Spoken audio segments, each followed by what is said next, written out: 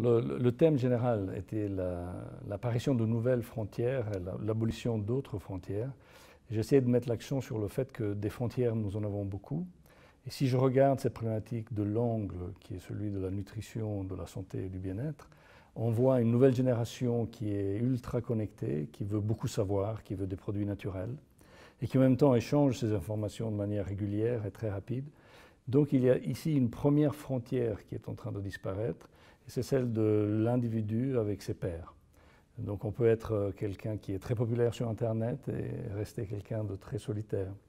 En même temps, on voit que les choses importantes se passent à l'interface des disciplines. La chimie, la physique, la biologie sont en train d'ouvrir de nouvelles opportunités, justement parce que les frontières sont en train de tomber.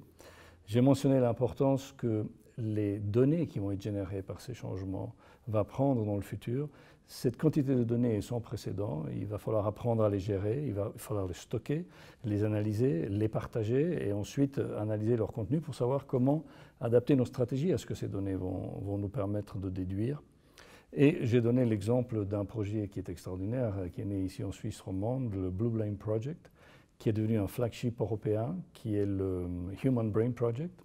Et d'une certaine mesure, pendant que la communauté scientifique européenne se battait pour savoir qui allait le diriger, l'administration Obama a lancé un projet complémentaire.